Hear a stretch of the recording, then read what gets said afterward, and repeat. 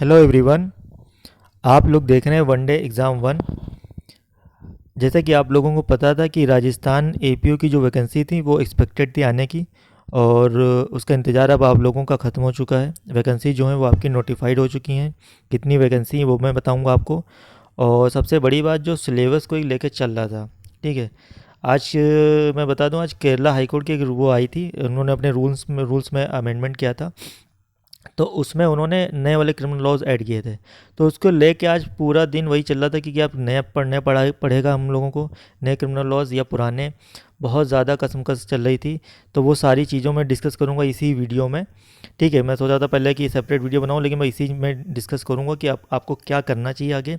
और इसी में भी मैं बताऊँगा कि इस एपीओ का सिलेबस चेंज हुआ है कि नहीं चेंज हुआ। सारी चीज़ें डिस्कस करेंगे, वीडियो में बने रहें। सबसे पहले तो मैं बता दूँ, आज है आपकी आज आपकी जो डेट है वो है 7 तारीख। कितनी है? 7 तारीख। ये 7 तारीख की डेट है आपकी। वैकेंसी जो टोटल आपकी नोटिफाइड हुई है 174 वैकेंसी जो है नोटिफाइड हुई हैं, जिसमें 49 आपकी जनरल वैकेंसी है। ठीक है, ईडब्ल्यूएस की आपकी जनरल, एक मिनट, हाँ, जनरल की आपकी 49 वैकेंसी आपकी हैं। ठीक है। तो ये कैटेगरी वाइज जो आपकी वैकेंसी हैं टोटल ये हैं, लेकिन जनरल की 49 पड़ती हैं। और 174 आपकी टोटल वैकेंसी है। तो राजस्थान में जिसका जो रिजर्वेशन है वो इस हिसाब से अपना देख सकता है। ठीक है। तो और फॉर्म भरने का जो आपकी इसकी जो फ़ी है वो मैं आपको बता देता हूँ। हाँ, एक चीज़ और मैं बता दूँ कि ये अब 4200 पे ग्रेड की जॉब है।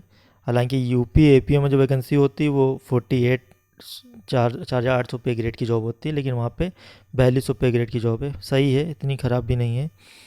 हाँ, अपनी एज का भी देख लें। एज जो है वो आपकी 21 से 40 के बीच में रहेगी। और 1/1/2025 को आपको न्यूनतम 21 और अधिकतम 40 वर्ष होनी चाहिए। ठीक है। दूसरी चीज़, जो कुछ श्रेणियों में रिजर्वेशन दिया गया है वो आप अपने हिसाब से देख लेंगे। ठीक है, SC ST जो राजस्थान वालों का, अब उनका अपने हिसाब से देख लीजिए। मैं जनरल के हिसाब से बात कर रहा हूँ, जो और स्टेट के भी लोगों को फॉर्म डालना है इसलिए। ठीक है। अब जो चयन प्रक्रिया है, अब मैं इसमें बता दूं आप लोगों को क्या क्या है। कि आपको पता था कि पहले राजस्थान एपीओ में इंटरव्यू होता था, अब इंटरव्यू तो आपका हटा दिया गया है। ठीक है।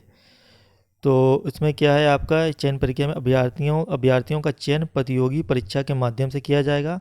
आवश्यकता पड़ने पर आयोग द्वारा उत्तर पत्रक और उत्तर पुस्तिका के मूल्यांकन में स्केलिंग या मॉडरेशन या नॉर्मलाइजेशन जो होता है पद्धति को अपनाया जा सकेगा।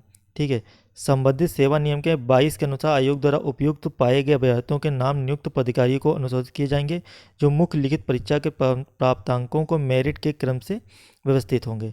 तो आप इसमें ये तैयारी है कि नॉर्मलाइजेशन का भी प्रक्रिया हो सकता हो जाए। जैसे कि आपको पता है यूपी में जो वनडे एग्ज़ाम्स होते हैं उनमें कभी कभी होता है, अगर उनके पेपर कई शिफ्ट में होते हैं तब ये नॉर्मलाइजेशन की प्रक्रिया होती है। एक शिफ्ट में होता है तो कोई ज़रूरत नहीं पड़ती इसकी है। ठीक है। अब इसमें क्या क्या चरण होंगे वो आप लोग देख लीजिए। इसमें आपकी होंगी प्रारंभिक परीक्षा होगी आपकी। प्रारंभिक परीक्षा व मुख्य परीक्षा के रूप में आपको ये होगी। इंटरव्यू था वो, जो आपका इंटरव्यू आपका हटा दिया गया है।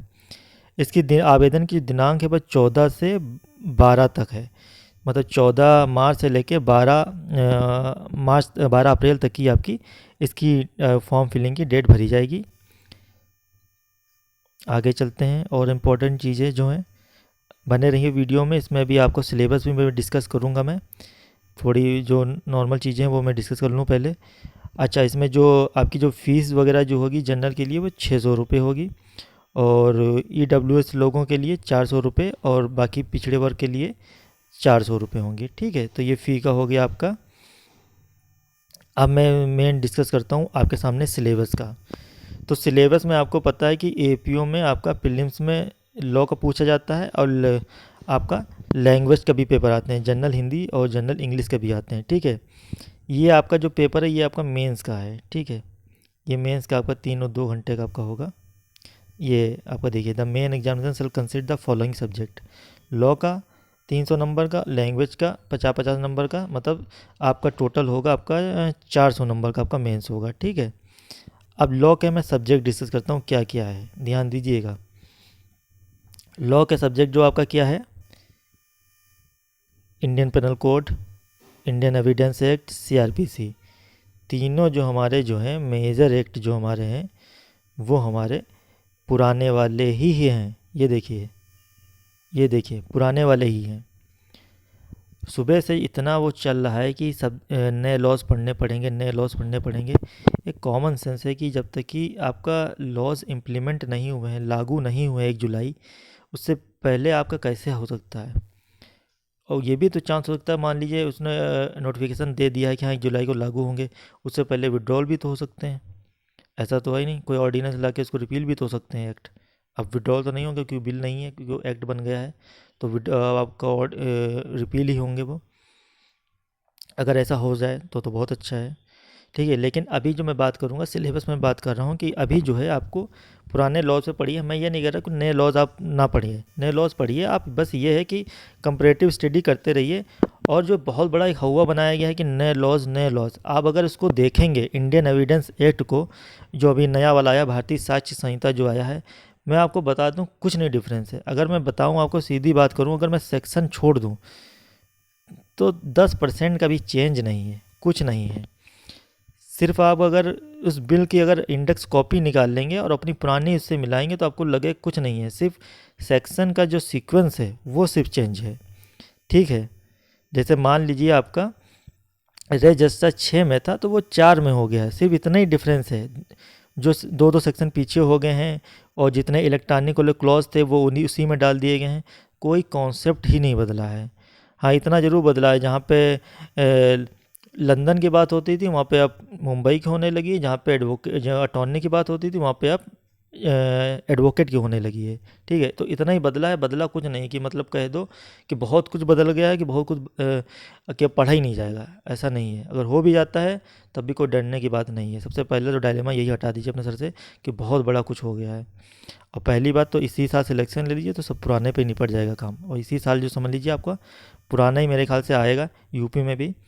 और बाकी जो इतनी जो प्रॉब्लम है वो आपकी सब क्लियर हो जाएंगी। जो यूपी एचजीएस का जो नोटिफिकेशन आएगा उसमें सारी चीज़ें क्लियर हो जाएंगी A to Z, ठीक है। तो यही सब बताना था आप लोगों को। और फॉर्म फिल इसकी करिए, अभी तो काफ़ी टाइम है, अभी फॉर्म ओपन भी नहीं हुआ है, ठीक है। तो अपना आप लोग फॉर्म भरें इसको जल्दी से जल्दी जब इसका ओपन हो जाए।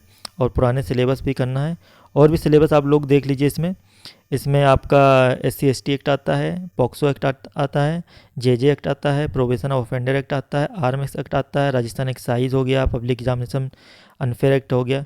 तो ये सब इनके जो एक्ट हैं वो आते हैं।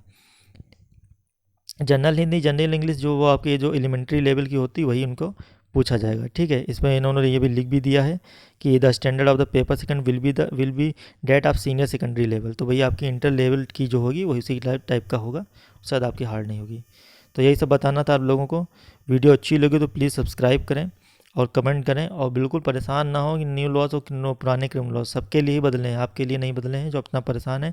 और वो उसमें चेंज भी कुछ नहीं हुआ है, मतलब एक इतना ऐसा हुआ बना दिया गया यूट्यूब पे कि new criminal laws new criminal laws, अरे कुछ नहीं बदला उसमें है, सिर्फ सेक्शन का सीक्वेंस बदला है।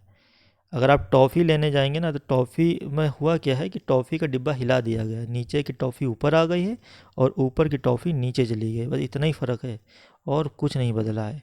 कॉन्सेप्ट में सिर्फ जो, इससे ज़्यादा तो आप लोग अमेंडमेंट पढ़ डालते होंगे, केस लॉज पढ़ लेते होंगे, नए नए जो आते होंगे वो पढ़ लेते होंगे, ठीक है। पिछली बार भी 9 माइनर एक्ट जोड़े गए थे ना इस सब्जेक्ट में, लोगों ने पढ़ा, उससे प्रीलिम्स भी निकला लोगों का, मेंस भी लिखा उन्होंने, जज भी बन गए, ठीक है। बिल्कुल परेशान ना हो। अभी तो फ़िलहाल जो मेरे हिसाब से है कि आप बिल्कुल डरे ना, एचजीएस की वैकेंसी जो आएगी नोटिफिकेशन उसमें क्लियर हो जाएगा, पूरा सब कुछ क्लियर हो जाएगा, फिर उसके हिसाब से आप डिसीजन लीजिए। और अगर पढ़ना भी पड़े आपको तो भी उसमें कुछ वो नहीं है कि बहुत ज़्यादा चेंजेस है, सिर्फ सीक्वेंस का ही फ़र्क है, कॉन्सेप्ट सेम है बिल्कुल, एक भी कॉन्सेप्ट नहीं बदला है उसमें, ठीक है। तो वीडियो अच्छी लगे तो प्लीज़ सब्सक्राइब करें और शेयर करें। Thank you so much.